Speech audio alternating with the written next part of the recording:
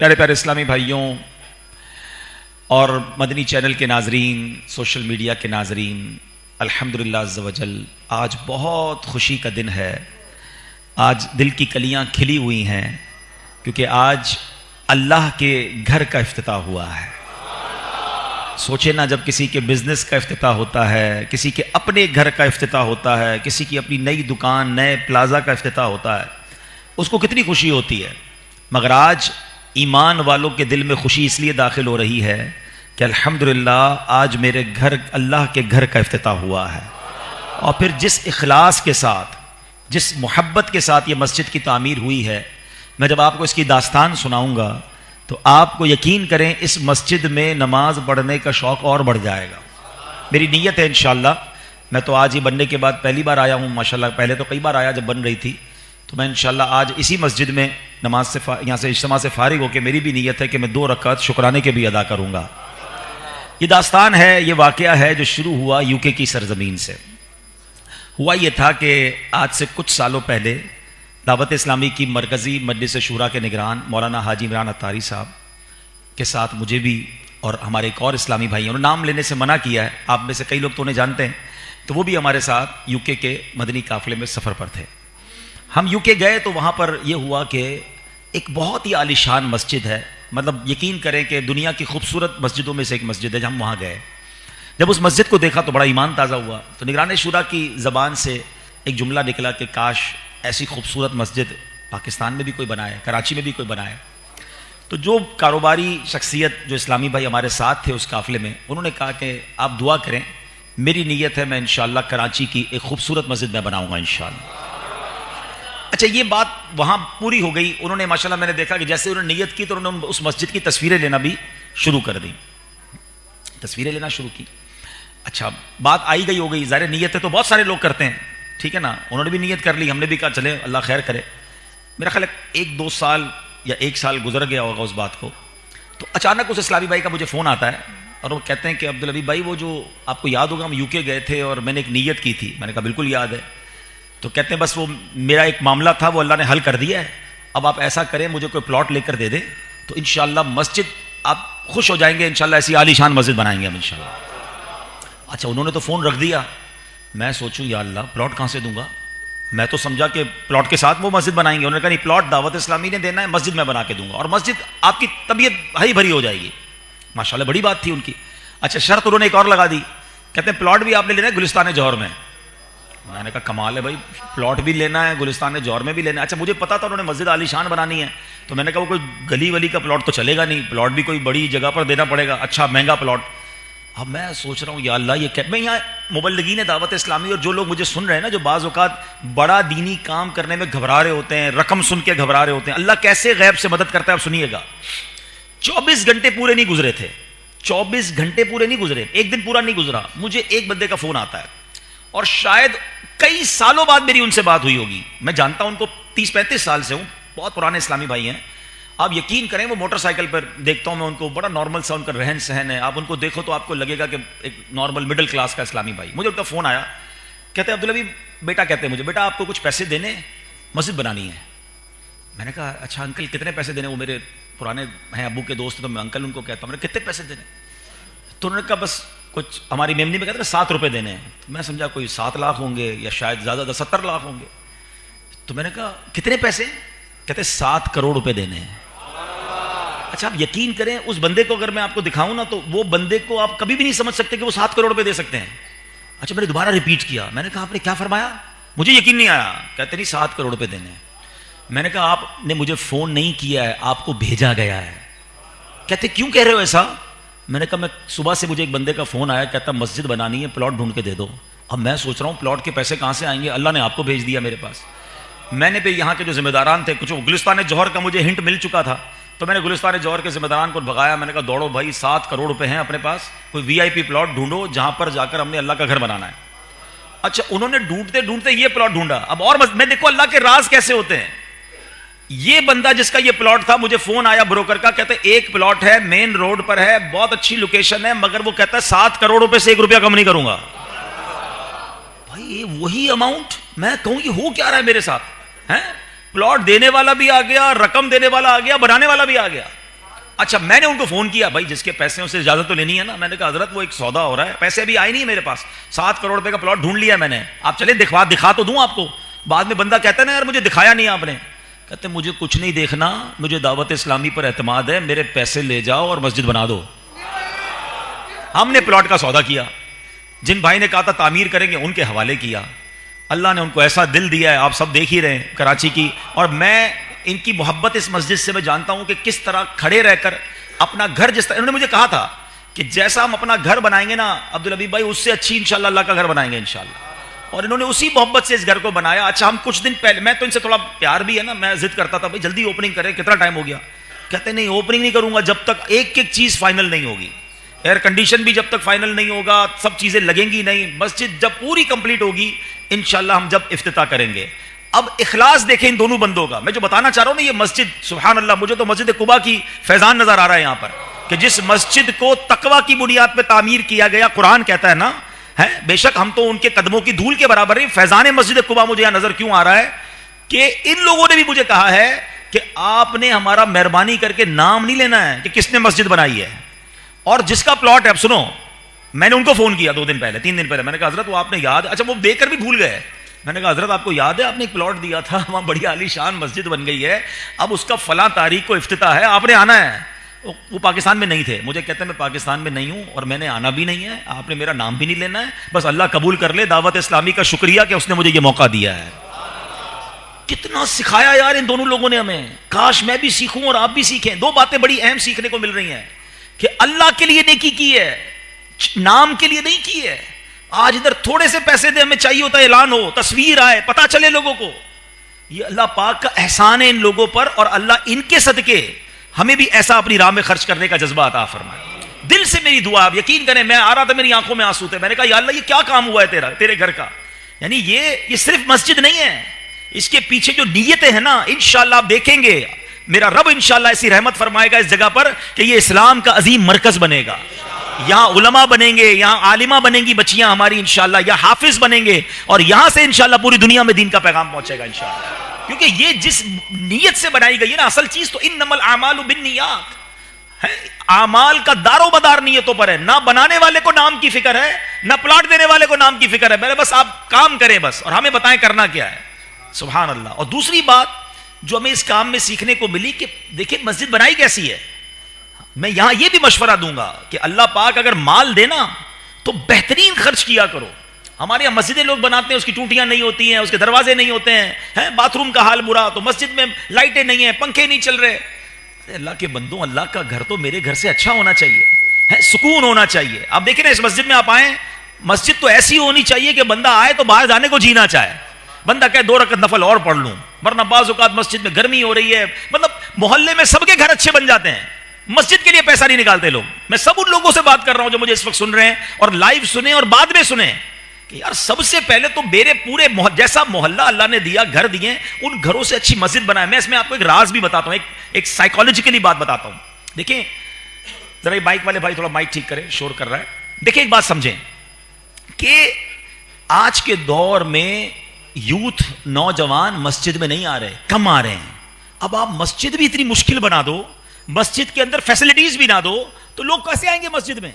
آپ کو آج کے دور میں اگر قوم کو مسجد میں بلانا ہے، اگر آپ کو ان کو یہاں پر بٹھانا ہے، ان کو آپ چاہتے ہیں کہ یہاں پر وہ عبادت کریں، قرآن پڑھیں، بیانات سنیں، تو آپ کو مسجدوں کو خوبصورت بنانا ہوگا، مسجدوں میں صفائی ستھرائی کا خیال رکھنا ہوگا، مسجدوں میں آپ کو الحمدللہ اچھے انداز سے خرچ کریں نا، اللہ کی راہ میں خرچ ہے.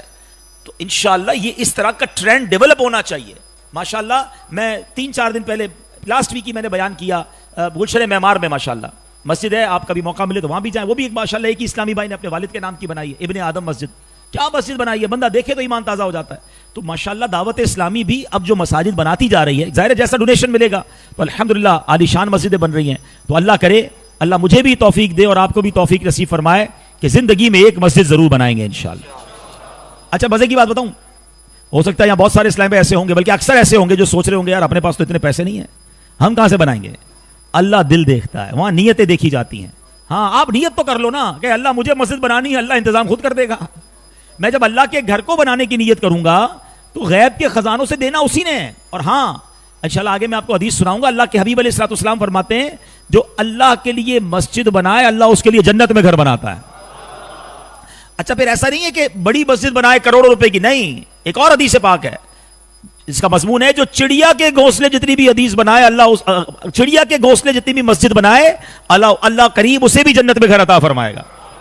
اب چڑیا کے گھونسلے جتنی تو مسجد نہیں بنتی نا, اس کا مطلب یہ ہے کہ کوئی مسجد میں ایک اینٹ بھی لگا دے, اتنا بھی حصہ ملا لے, اللہ اسے بھی جنت میں گھر عطا فرمائے گا. تو میں آپ سب کو مشورہ دیتا ہوں, ہم سب نے دنیا سے جانا ہے, مسجدیں باقی رہیں گی. یہ مسجد پتہ ہے کیوں باقی رہتی ہے؟ میں اللہ کی رحمت سے پوری دنیا میں ٹریول کرتا ہوں, میں نے دیکھا چرچ بکتے ہیں, مندر بکتے ہیں, گرجا گھر بکتے ہیں, یہودیوں کی عبادت گاہ بھی اب تو بکنا شروع ہو گئی, مسجد نہیں بکتی ہے, وہ بک بھی نہیں سکتی ہے. کیوں؟ کسی کی پراپرٹی نہیں بچتی نا. وہ ہم کیا کہتے ہیں جب مسجد کو وقف کرتے ہیں, وقف اللہ. اس کا مطلب کیا ہوا؟ ہم کہتے ہیں بھائی یہ پلاٹ آپ کا تھا اب ان کے نام ہو گیا, ان کا تھا تو ان کے نام ہو گیا, اب یہ مالکانہ حقوق انہیں مل گئے. یہ ایکچولی اللہ کے نام ہو جاتا ہے, یہ اللہ کے لیے وقف ہو جاتا ہے. اب کی دنیا میں کوئی اس کا مالک نہیں ہے. اس پراپرٹی کا مالک کون ہو جاتا ہے؟ ویسے تو ساری کائنات کا مالک وہی ہے, مگر یہ اللہ کے لیے وقف ہو جاتی ہے. اب یہ قیامت تک کے لیے مسجد ہو جائے گی. آپ کو 1400 سال سے مسجدیں نظر آ رہی ہیں. مسجد قباء موجود ہے نا, مسجد نبوی موجود ہے. کب بنی تھی؟ 1400 سال پہلے. پلاٹ پلازے بلڈنگیں ختم ہو جاتے ہیں, مسجدیں قیامت تک باقی رہتی ہیں. اللہ کرے کہ یہ انویسٹمنٹ ہمیں سمجھ آ جائے. میں تو ان کو بھی کہوں گا جنہوں نے یہ مسجد بنائی ہے کہ ایک پہ آپ نے بھی نہیں رکنا ہے. اللہ نے یہ کام کروا لیا, آپ نوٹ کر لیں انشاءاللہ. میں تو سب سے کئیوں سے بات کی ہے, جس نے بھی مسجد بنائی ہے نا, اللہ نے وہ مال تو اسے دنیا میں ملٹی پلائی کر کے دے ہی دینا ہے. یہ تو واپس آ جائے گا, آ بھی چکا ہوگا یا آنے والا ہوگا. ہاں, کیونکہ آخرت میں جنت کا گھر الگ ملے گا, ادھر ملٹیپلیکیشن الگ ہے. تو یہ اللہ سے کاروبار کر کے آپ بھی دیکھ لو. اور سبحان اللہ, میں ایک اور مشورہ دیتا ہوں کہ جب دعوت اسلامی والے مسجد بنائے نا, تب تو سبحان اللہ آپ نے سمجھنا یہ لاٹری لگ رہی ہے. کیونکہ دعوت اسلامی والے مسجد نہیں بناتے, ثواب کی پوری فیکٹری لگاتے ہیں. ابھی میں ان سے مشورہ کر رہا, دیکھیں ابھی تو آج پہلی نماز ہوئی ہے نا, ہم نے پتہ کیا سوچنا شروع کر دیا ہے, بیسمنٹ میں کیا ہوگا.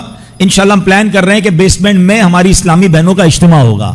بیسمنٹ میں اسلامی بہنوں کا جامعۃ المدینہ لگے گا, یعنی نیچے خواتین کی ثواب کی فیکٹری لگ جائے گی. یہاں انشاءاللہ نمازیں ہو رہی ہوں گی. اللہ نے چاہا اس کی سیکنڈ تھرڈ فلور پہ جا کے اب انشاءاللہ یہاں کے بچوں کے لیے جو درس نظامی کی کلاسیں ہیں, اور بھی ہو سکتا ہے بہت سارے کورسز ہم ڈیزائن کریں. ورنہ نارملی مسجد بنتی ہے, نماز ہو رہی ہوتی ہے, یہاں درس شروع ہو جائے گا, یہاں مدرسۃ المدینہ بالغان شروع ہو جائے گا. اللہ نے چاہا یا قافلے آنا شروع ہو جائیں گے. رمضان چل رہا ہے, آخر میں اعتکاف شروع ہو جائے گا. تھوڑے دنوں بعد ہو سکتا ہے یہاں کوئی کورس اناؤنس ہو جائے کہ جناب 3 دن کا کورس ہے, آئیے عبادت کرتے ہیں, کورس سیکھتے ہیں. تو بنانے والوں کے تو وارے نیارے ہو گئے نا کہ ہر وقت ثواب کا میٹر جاری ہے.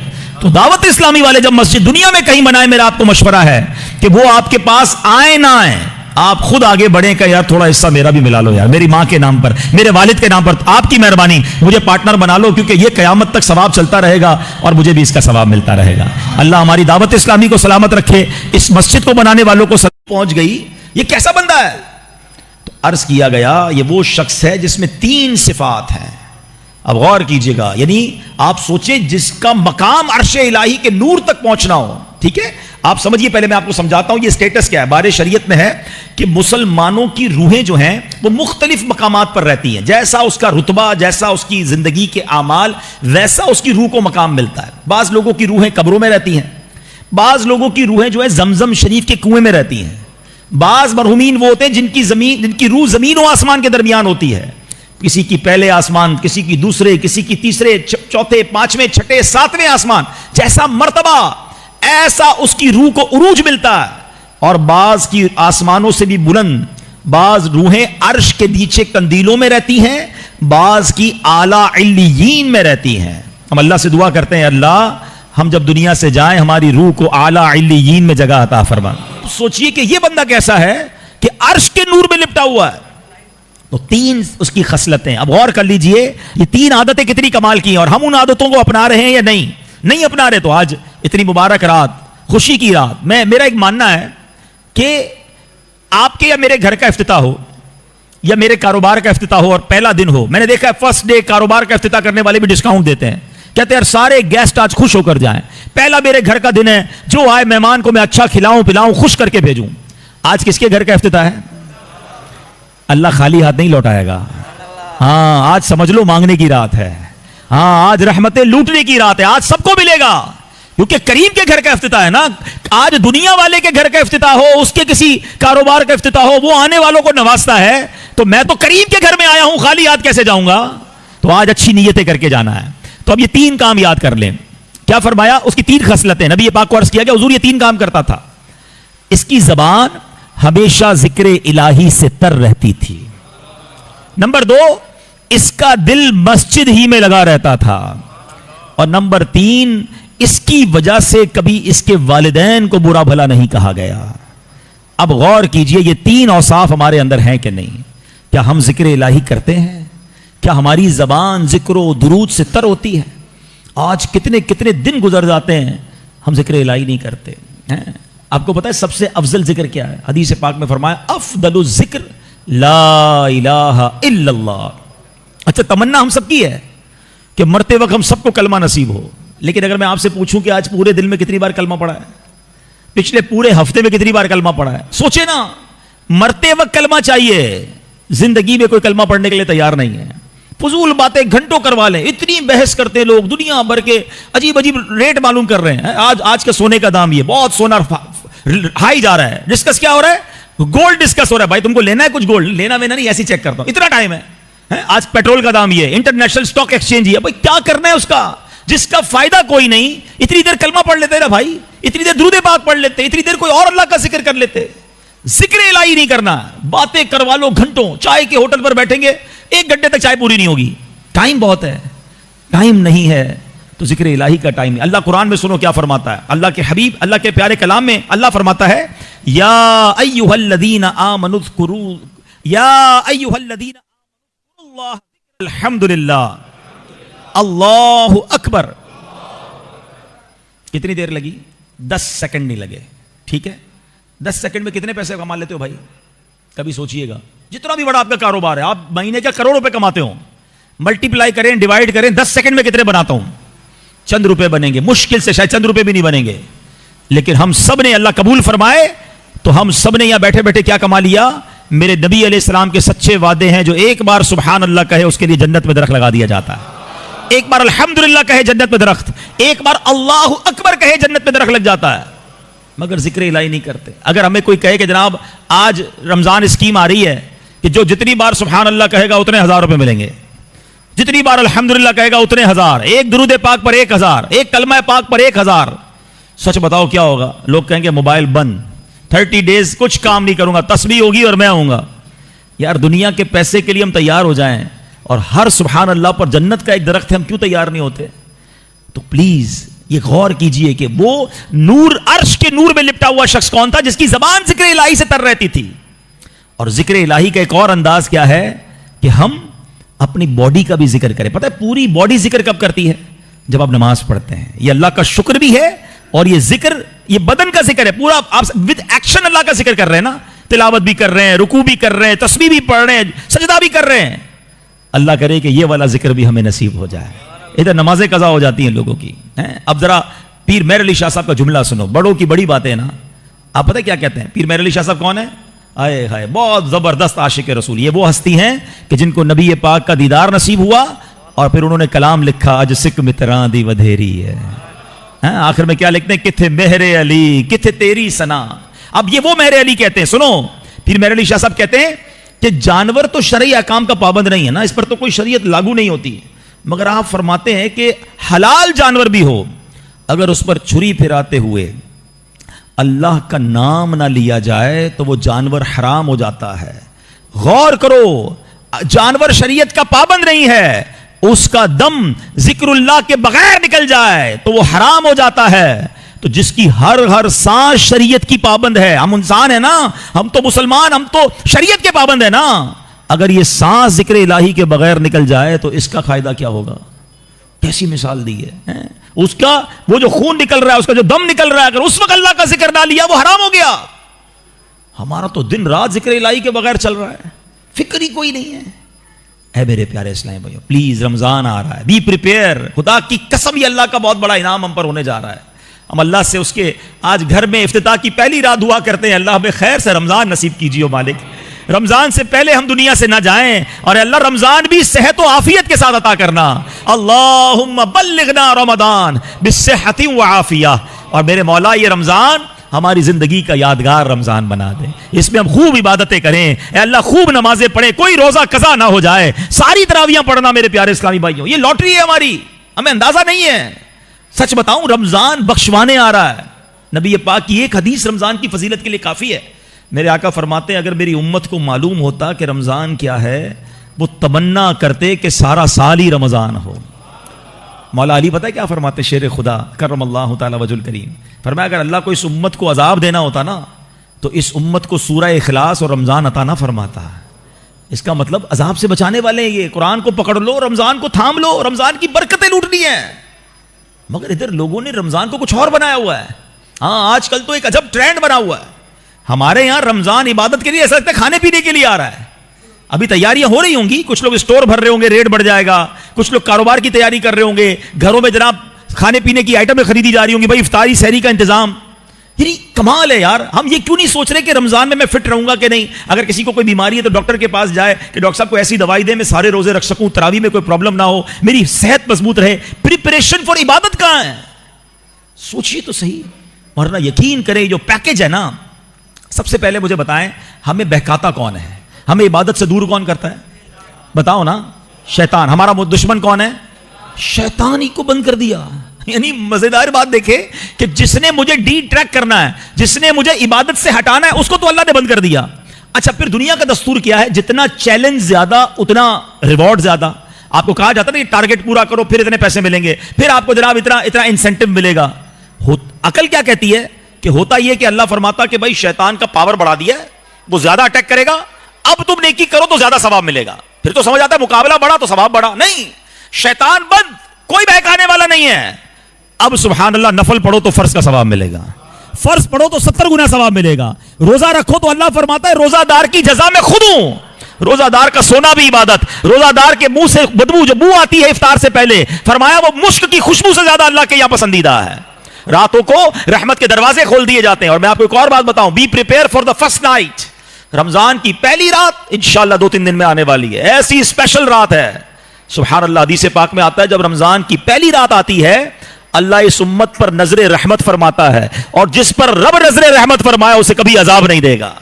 پہلی رات تو تیار ہو کے بیٹھنا ہے. ہاں پہلی رات رحمت کے دروازے کھلیں گے جو آخری رمضان تک بند نہیں ہوں گے. آپ کو پتہ ہے کروشل ٹائم کون سا ہے؟ ڈیلی روز افطار کے وقت 10 لاکھ گناہگار جہنم سے آزاد کیے جائیں گے.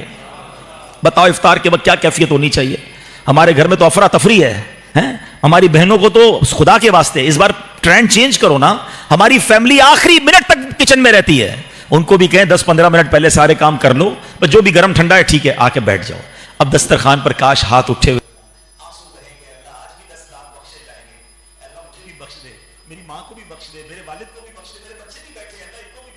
میری زوجہ کو بھی بخش دے. کتنا اچھا ہو کہ ساری فیملی ہاتھ اٹھا کر دعا کرے. اور اے کراچی والوں آپ کے لیے تو بڑا زبردست موقع ہے. باقی دنیا میں جو لوگ ہمیں سن رہے ہیں نا ان کو افطار کا ٹائم مدنی چینل سے میچ نہیں ہوتا ان کا.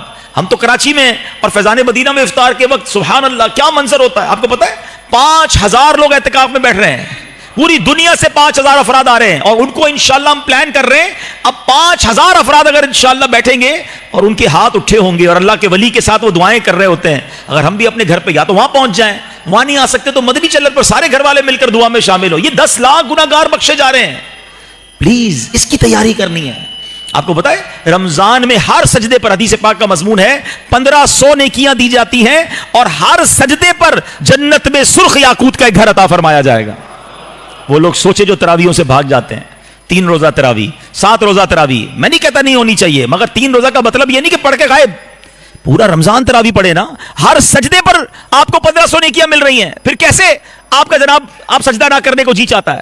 مزہ تو یہ ہے کہ ہم تراویح کے بعد بھی نماز پڑھیں کہ یار میں رات کو اٹھ کر تہجد بھی پڑھوں، میں اوابین بھی پڑھوں، میں اشراق چاش بھی پڑھوں. لیکن ایسا نہیں ہے. لوگ تراویح پہلے 4-5 دن رمضان میں تراویح پڑھ رہے ہوتے لوگ، اس کے بعد ہم نے دیکھا آہستہ آہستہ آہستہ نمازی کم ہونا شروع ہو جاتے ہیں. آپ سوچیے ہم یہ کیا کر رہے ہیں. کاش یہ بات ہمیں سمجھ آئے.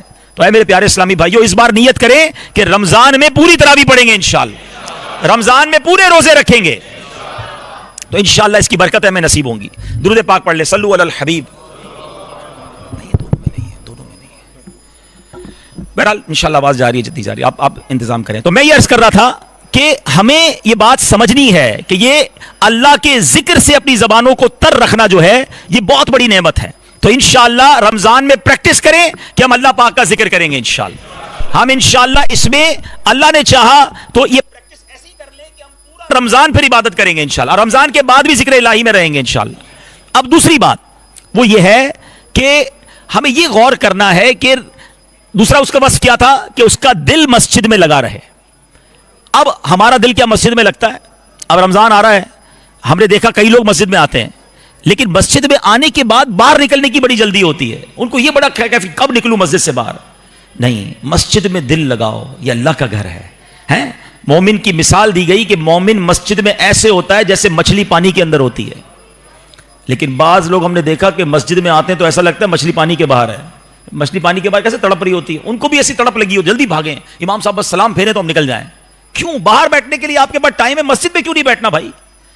ایک اور حدیث پاک ہے جس کا مضمون ہے کہ اللہ قیامت کے دن اپنے عرش کا سایہ جن خوش نصیبوں کو نصیب فرمائے گا نا، ان میں ایک خوش نصیب وہ ہے کہ جو مسجد سے باہر جائے تو اس کا دل مسجد میں لگا ہو. علماء نے اس کی مثال دی کہ مسجد میں دل لگنے کا مطلب کیا ہے. فرمایا جیسے ہر کام کے بعد گھر جانے کو جی چاہتا ہے نا، یار کام ختم ہوا چلو گھر چلتے ہیں، تھوڑا موقع ملا چلو گھر چلتے ہیں، دل لگا ہے نا گھر میں. فرمایا کیا ایسا مسجد میں آنے کو جی چاہتا ہے؟ یار ظہر پڑھ لی، اب عصر کا ٹائم کب ہوگا، اب مغرب کا ٹائم کب ہوگا، اب دوبارہ کب جاؤں گا مسجد میں. نہیں ہے لوگوں کا یہ مائنڈ سیٹ. پلیز اپنے آپ کو مسجد سے جوڑیں. اور یہ رمضان اب آتے ہیں مسجد میں، اب یہاں میری ان سے بھی گزارش ہے جو رمضان میں آتے ہیں، آنا چاہیے پورا سال. لیکن ایک اور پرابلم کیا ہے کہ مسجد میں آ کر مسجد کا ادب نہیں کرتے. پہلے یاد کر لیجیے اللہ کا گھر ہے. ہم دنیا میں کسی منسٹر، کسی وزیر، کسی بڑے محل میں جائیں کتنا تیار ہو کے جاتے ہیں کہ یار اس کے آداب کا خیال رکھیں. مسجد کا کسی کو خیال ہی نہیں ہوتا، جیسے کپڑے ویسے پہن کے آ جاتے ہیں. آپ کو پتہ ہے بعض صورتوں میں جب آپ کے لباس اور آپ کے منہ سے، جسم سے اگر بو آ رہی ہے تو بعض صورتوں میں مسجد میں آنا ہی جائز نہیں ہے. مگر لوگ اب آ رہے ہوتے ہیں کیسے کپڑے پہنے، پسینے کی بو آ رہی ہے، کوئی تیاری نہیں. یار آپ کہیں جاتے ہو تیار ہو کے جاتے ہو، اللہ کے گھر میں آئے ہو، خوشبو لگائیں، اپنا چہرہ صاف کریں، اچھے طریقے سے ہو کر آئیں، اچھے کپڑے پہن کر آئیں. بزرگان دین نے تو نماز کے لیے الگ کپڑے رکھے ہوئے تھے. جتنا اکرام کرو گے نا اللہ کے گھر کا اتنا نوازے جاؤ گے. یاد رکھنا اس بار رمضان میں اس ٹرینڈ کو بھی چینج کریں. اور پھر ایک اور بات یہ ہے کہ مسجد میں آ رہے ہیں نا تو پھر مسجد کے ہو جائے نا، پھر کیوں چلے جاتے ہیں. یہ بھی بڑا دل دکھتا ہے کہ رمضان میں پہلے 3-4 دن سبحان اللہ فجر میں بھی مسجد فل ہے، تراویح میں بھی فل، 2-3 دن کے بعد پھر تھوڑے ہونے لگ جائیں گے. اور اس کے بعد کیا ہوگا، آخری تاکراتوں میں پھر آئیں گے، پھر جذبہ آئے گا. اس کے بعد پھر چاند نظر آیا تو ایسے غائب. تو اب رمضان کے تو مسلمان نہیں ہے نا. پلیز سارا سال مسجدوں سے دل لگاؤ. یہ اللہ کا گھر ہے، بیٹھا کرو، اللہ سے باتیں کیا کرو، اللہ کے گھر میں آ کر مانگا کرو اس سے، وہ عطا فرمانے والا ہے. آپ بتاؤ نا، آپ کے گھر میں کوئی آ جائے، مثال دیتا ہوں، آپ کا کوئی جاننے والا آپ کے گھر میں آئے اور آ کر رونا شروع کر دے کہ پریشان ہوں، مصیبت میں ہوں، میری مدد کرو. آپ کہیں گے یار یہ تو گھر کے اندر آ گیا ہے، گھر میں آ کر رو رہا ہے، اب تو کرنا ہی پڑے گا نا کچھ. دنیا کا بھی دستور ہے نا، گھر آئے کو کون منع کرتا ہے. اب جو اللہ کے گھر میں آ کے بیٹھ گیا، کریم کے گھر میں آ کے بیٹھ گیا، ہم تو نماز کے بعد نماز کے علاوہ بھی بیٹھا کرو. بے شک لوگ جا رہے ہیں، جانے دو، کونا پکڑ لو، بیٹھ جاؤ. دنیا کو بتاتے ہو نا اپنے پرابلم. میں آپ کو ایک آج مشورہ دیتا ہوں، اپنے دل کی بات دنیا والوں کو مت بتایا کرو، کسی کو مت بتایا کرو کیا پرابلم ہے. کوئی کچھ نہیں کر سکتا. دنیا والے مذاق اڑاتے ہیں. آپ کسی کو جا کر کہتے ہیں نا میرا یہ پرابلم ہے، میرا یہ مسئلہ ہے، آپ حل کر دیں. حل نہیں کرتے، پیچھے جا کے باتیں کرتے ہیں. آیا تھا میرے پاس، بڑا پریشان تھا، اس کا تو یہ مسئلہ تھا، اس کا تو یہ مسئلہ تھا. میں کیوں بتاؤں کسی کو یار میرا مسئلہ؟ جس رب کائنات نے مسئلہ حل کرنا ہے، جو مسبب الاسباب ہے، جو شافع الامراض ہے، جو دنیا کو نواز رہا ہے، بیٹھ جاؤ نا اس کے گھر میں. آ گیا ہوں یا اللہ تیرے گھر میں، پریشان ہوں، تھک گیا ہوں مولا، دنیا بھر کے دھکے کھا لیے، مسئلہ حل نہیں ہوا کریم، اب تیرے گھر میں آ کر بیٹھ گیا ہوں اور تو میری ماں سے زیادہ مجھے چاہنے والا ہے. اے اللہ بس میری جھولی بھر دے. باتیں کرو اللہ سے، دل کی باتیں کرو. بیمار ہوں اے اللہ، علاج نہیں ہو رہا، اے اللہ پیسے بھی نہیں ہے علاج کے، اے مالک مدینے جانا ہے اس کے لیے بھی پیسے نہیں ہے، لوگ جا رہے ہیں میں اکیلا رہ جاتا ہوں، اے اللہ تو تو قریب ہے، مجھے بھی مکے مدینے دکھا دے. آپ کے دل میں جو پریشانی ہے، اے اللہ قرضے میں ہوں، نہیں اتر رہا قرضہ، اے اللہ روزگار نہیں مل رہا ہے، اے اللہ کاروبار کر رہا ہوں نقصان ہو رہا ہے، لوگ ستاتے ہیں مجھے مالک، میری بچی بیمار ہے، اے اللہ بچی کا رشتہ نہیں ہو رہا ہے، میری بچی سسرال میں خوش نہیں ہے. کیوں بتاتے ہو دنیا کو؟ اس قریب کے گھر میں کیوں نہیں آ کر بیٹھ جاتے جو خود فرماتا ہے ادعونی استجب لکم، مانگو میں تمہیں عطا کروں گا. دنیا والے مذاق اڑاتے ہیں ہمارا، ہم ان کے دھکے کھاتے ہیں. اور جو وہ اپنی رحمت کا دروازہ بند نہیں فرماتا. اور رمضان میں ارے راتوں میں رحمت کا ندا دینے والا فرشتہ ندا دیتا ہے کوئی مانگنے والا؟ کہ اس کو عطا کیا جائے. ہے کوئی توبہ کرنے والا اس کی توبہ قبول کی جائے. ہے کوئی مغفرت کا سوالی اس کا سوال پورا کیا جائے. اور ہمارے لوگ کیا کر رہے ہیں؟ رمضان کرکٹ ٹورنامنٹ ہو رہا ہے. ان راتوں میں جن راتوں میں پکارا جا رہا ہے کوئی مانگنے والا, کیا کر رہے ہیں؟ سحری کھانے جا رہا ہوں. کدھر جا رہے ہو؟ رات کو فلاں جگہ ڈنر کرنے جا رہا ہوں. روڈوں پہ گھوم رہے ہیں. ارے رحمت کے در کھلے ہوئے کدھر بھاگ رہے ہو یار؟ بیٹھ جاؤ اللہ کے گھر میں, نہ جاؤ باہر. یہ پوری زندگی پڑی ہے کھانے پینے کے لیے, پتہ نہیں پھر رمضان ملے نہ ملے. کیا پچھلے رمضان میں ایسے لوگ نہیں تھے جو اس رمضان میں ہمارے ساتھ نہیں ہیں؟ اگلے رمضان میں ہو سکتا ہے میرے بارے میں کوئی بات کرے, آپ کے بارے میں بات کرے, یار بھائی ہمارے ساتھ تھا, اب نہیں, یہ چلا گیا دنیا سے. ارے اگر رمضان مل جائے نا, ضائع مت کرنا. اور میں آپ کو ایک اور بات بتا دوں, میں نے آپ کو رمضان کی فضیلتیں تو بہت ساری سنا دی, میں اب آپ کو ایک اور اہم بات سمجھا دیتا ہوں. اللہ کرے دل کے کانوں سے سننا. بلیسنگز, برکتیں کمال ہیں رمضان کی, مگر ایک سائیڈ بھول جاتے ہیں ہم. پہلے ایک فارمولا سمجھ لو, جب کسی مقام اور کسی وقت کا تقدس بڑھ جاتا ہے نا, وہ مقام اور وقت مقدس ہوتا ہے, مبارک ہوتا ہے, تو اس مقام اور اس وقت میں گناہ کرنا, اس مقام یا اس وقت میں اللہ کو ناراض کرنا, اس کی پنشمنٹ بھی زیادہ ہوتی ہے. وہ معاملہ اور سیویئر ہو جاتا ہے, سخت ہو جاتا ہے. آسان لفظوں میں سمجھاتا ہوں, کوئی بندہ روڈ پر جھوٹ بولے, اس سڑک پر جا رہا اور گانے باجے سن رہا ہو, غلط ہے, ناجائز ہے, حرام ہے. لیکن مسجد کے اندر آ کر گانے باجے سنے, ادھر آ کر کوئی گالی نکالے, آپ کیا کہو گے؟ ارے خدا کے بندے کیا کر رہے ہو, اللہ کے دم, لوگ شاید مارنے کے لیے کھڑے ہو جائیں اسے کہ مسجد میں گانے باجے کیوں بھائی, باہر بھی تو بجا رہا تھا. آپ کہیں گے باہر بجانا ٹھیک تھا بھائی, یہ تو مسجد ہے, یہ تو اور عذاب آ جائے گا, اور گناہ ہو جائے گا. مقام چینج ہوا, سیویئرٹی بڑھ گئی نا, سختی بڑھ گئی نا. کوئی مکے میں جا کے گناہ کرے, مکہ پاک کیا نیکی ہے؟ حدود حرم میں ایک نیکی 1,00,000 نیکی, ایک گناہ 1,00,000 گناہ. کیوں بھائی؟ فرمایا مقام مکہ عبادت کے لیے, تم مکے جا کے بھی گناہ کر رہے ہو. مفتی احمد یار خان نعیمی فرماتے ہیں جمعہ کا دن اتنا مبارک ہے کہ جمعے کے دن کوئی ایک نیکی کرے 70 نیکیاں ملتی ہیں, 70 ٹائم ملٹیپلائی ہو جاتا ہے. مگر جمعہ کے دن کوئی گناہ کرے تو اس کا گناہ بھی 70 گنا ہو جاتا ہے. ہر جمعے ایک فارمولا بناؤ, نیکیاں کریں مگر اس سے زیادہ ضروری گناہ نہ کریں. یہ الگ ٹاپک ہے کہ کئی ملکوں میں, کئی پاکستان کے شہروں میں جمعہ چھٹی ہے نا, تو جمعرات ہو گئی ویکینڈ نائٹ, تو لوگ جمعرات کو بھی زیادہ گناہ کر رہے ہیں, جمعے کو بھی زیادہ گناہ کر رہے ہیں کیونکہ چھٹی کا دن ہے. ارے اللہ کے بندو, وہ چھٹی اس لیے دی گئی تھی زیادہ عبادت کرتے, مگر یہ حال ہے ہمارا. مگر اب آؤ رمضان میں گناہ کرنے کا مطلب سمجھتے ہو آپ؟ ہاں یہ سمجھ لو, حدیث پاک کا مضمون ہے, جو رمضان میں ایک گناہ کرے اس کے 1 سال کے اعمال برباد کر دیے جائیں گے. ایک گناہ. مولا علی شیر خدا کرم اللہ تعالی وجہ الکریم نے ایک مردے کو دیکھا, آپ اللہ کے ولی تھے, آپ کی نگاہیں تھی, سبحان اللہ, آپ نے عذاب قبر میں اسے دیکھ لیا. مردہ پکار رہا ہے, علی میری سفارش کیجئے, میں آگ میں جل رہا ہوں. آپ نے اللہ کی بارگاہ میں دعا کی, مولا اسے بچا لے. ارشاد ہوا, اے علی اس کی سفارش نہ کریں, کیونکہ یہ رمضان میں دن میں تو روزے رکھتا تھا, رات گناہوں سے باز نہیں آتا تھا. روزہ رکھنے والے کو عذاب دیا جا رہا ہے, کیوں کہ رات گناہوں میں بیتتی تھی.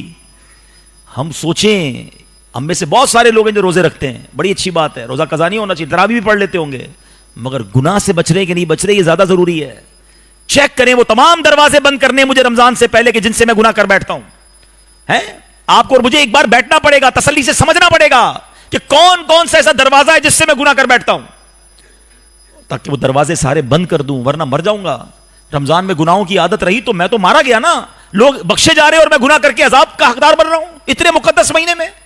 دیکھیں ایسا کوئی بٹن نہیں ہے کہ جیسے ہی رمضان آئے گا تو میرا جھوٹ کا بٹن بھی بند ہو جائے گا, میرا جناب غیبت کا بٹن بھی بند ہو جائے گا, بد نگاہی کا بھی بند ہو جائے گا, حرام کمائی کا مجھے خود کرنے پڑیں گے یہ بٹن بند.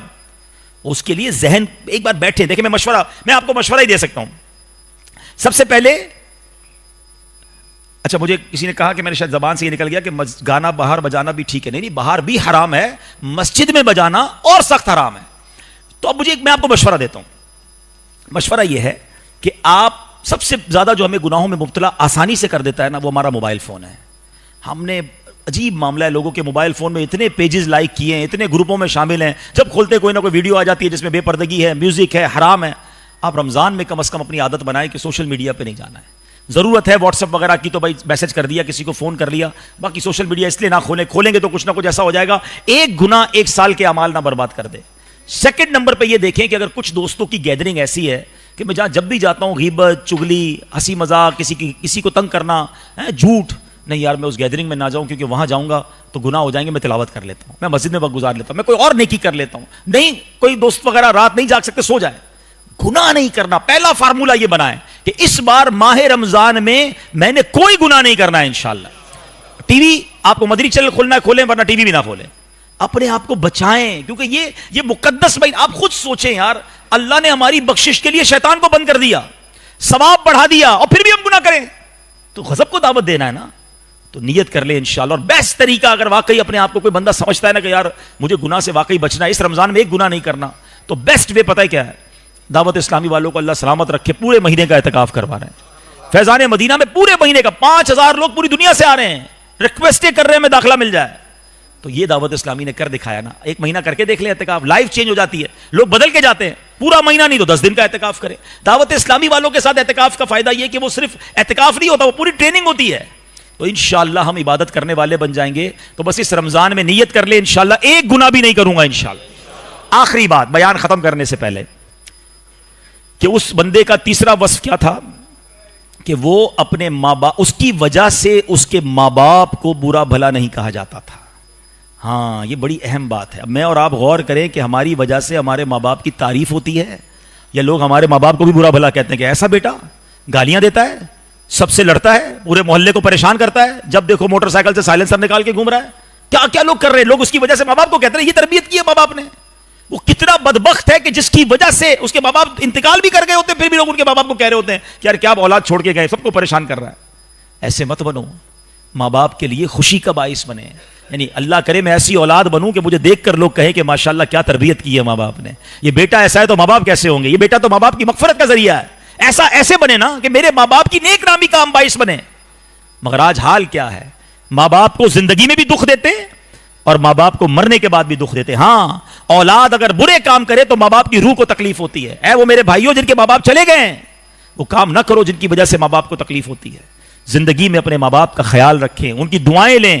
ابھی آپ نے شب برات گزاری ہے نا, شب برات میں کروڑوں بخشے جائیں گے, آپ نے سنا ہوگا, مگر ایک لسٹ بیان ہوئی تھی کہ ماں باپ کا نافرمان نہیں بخشا جائے گا. خدا کی قسم آپ بڑے خوش نصیب ہیں جن کے ماں باپ ان کے پاس ہے. ارے اس سے بڑھ کر خوش قسمتی کیا ہے کہ ماں باپ بھی ساتھ ہوں اور رمضان بھی آ جائے.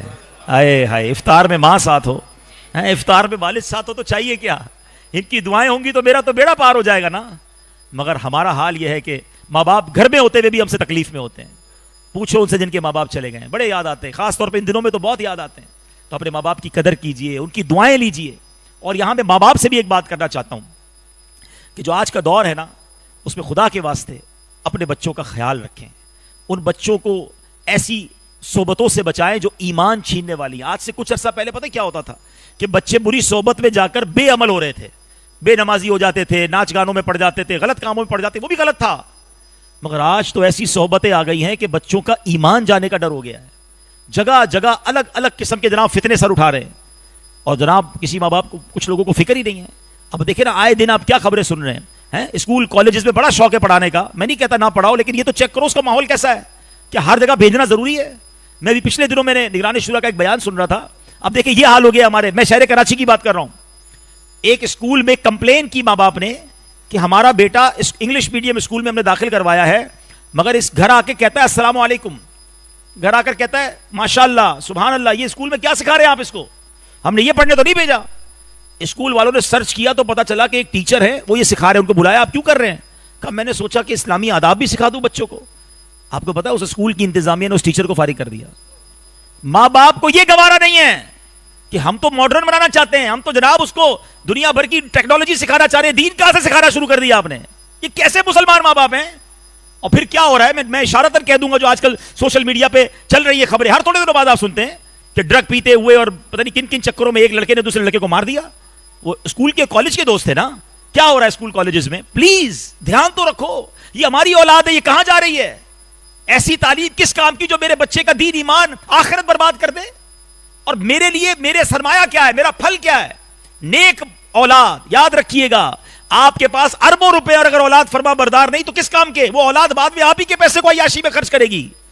اولاد کو نیک بنانے کی فکر کریں, اولاد کی اچھی تربیت کی فکر کریں. اور وہ کب ہوگا؟ جب ہم اچھے بنیں گے.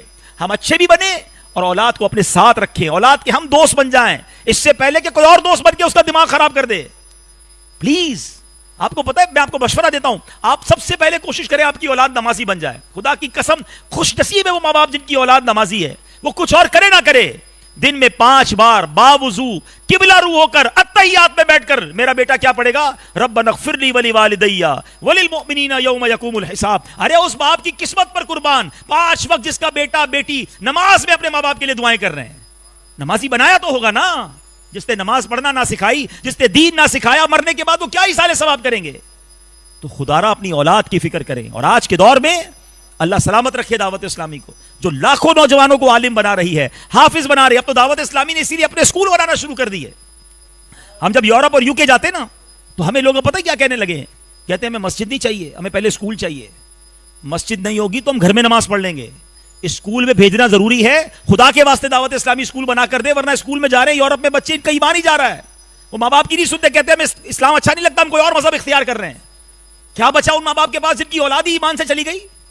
مگر نہیں، خواب ہے یورپ جانا ہے، UK جانا ہے، بچوں کو ایسی تعلیم. میں اگین کہہ رہا ہوں، میں تعلیم کے خلاف نہیں، مگر وہ تعلیم کس بات کس کام کی جو میرے بچوں کو دین ایمان برباد کر دے، وہ انہیں اسلام سے دور کر دے اور ہمیں فکر بھی نہ ہو. تو پلیز سب سے پہلے ایمان ہے. ہماری اولاد ایمان والی ہوئی، نیک ہوئی تو ہماری مغفرت کا ذریعہ بنے گی.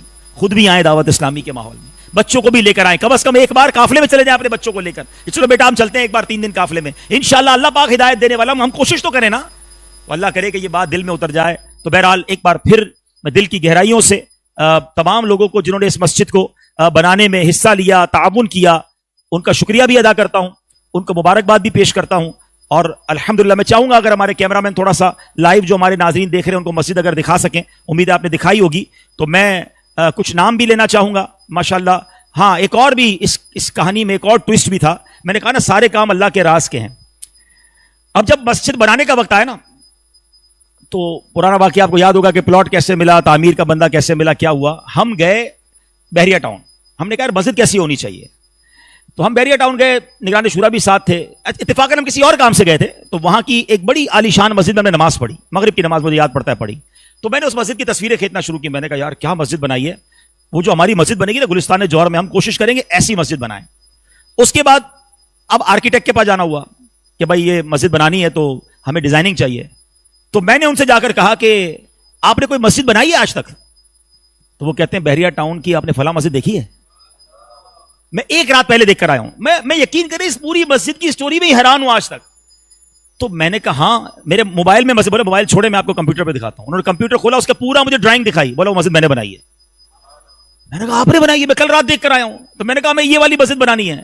اس بندے نے پہلی میٹنگ میں کہا میں آپ کی مسجد کی ساری ڈیزائننگ کروں گا، 1 روپیہ بھی آپ سے نہیں لوں گا. غالباً شجاع بھائی یہاں موجود ہیں، ماشاءاللہ موجود ہیں، اللہ ان کو بھی جزائے خیر دے. یہ ماشاءاللہ ہمارے ساتھ انہوں نے ڈے 1 سے تعاون کیا. انہوں نے اس کی ڈیزائننگ میں، اس کی پلاننگ میں ہم سے 1 روپیہ بھی چارج نہیں کیا. لیکن اب یہ دیکھو کہ کمال ہے نا، یہ کام کیسے ہوتے ہیں اور اللہ کیسے کرواتا ہے. تو اس طرح اللہ کی رحمت سے یہ مسجد بنی ہے. تو بہرحال ان کا بھی شکریہ. ہماری دعوت اسلامی کی مجلس خدام المساجد، مجلس تعمیرات، انہوں نے بھی ماشاءاللہ ہمارا بڑا ساتھ دیا. مگر ایک بھائی ہیں جن کا میں نام ضرور لوں گا کہ مجھے اس مسجد کو بنانے والوں نے کہا کہ شاید اگر یہ بھائی نہ ہوتے تو ہمارا یہ کام نہ ہو پاتا، جنہوں نے دن رات ایک کیا. نعمان بھائی ماشاءاللہ. نعمان بھائی موجود ہیں؟ میں دیکھنا چاہتا ہوں ان کو اگر ہیں تو، جو اس مسجد کے سپروائزر ہیں ماشاءاللہ. ماشاءاللہ انہوں نے بتایا کہ دن رات اس مسجد کے ساتھ ایک کیا ہے. اللہ آپ کو دنیا اور آخرت کی برکت دے. آپ ان کے لیے بھی دعا کریں. اور جنہوں نے اس مسجد کو پلاٹ دیا، اللہ پاک ان کو جزائے خیر دے. تو بہرحال ماشاءاللہ اللہ سب کو بہتر، اللہ سب کو برکت نصیب فرمائے. میں جس کا نام نہیں بھی لے سکا، سب اللہ تو جانتا ہے نا. جب ان کو نام کی نہیں پڑی ہے، جنہوں نے پلاٹ دیا ان کا نام میں آپ کو نہیں بتا رہا ہوں، جنہوں نے تعمیر کیا میں ان کا نام نہیں بتا رہا ہوں. تو بس جس کا نام نہیں بھی لیا، جس نے حصہ ملا ہے میرا رب جانتا ہے.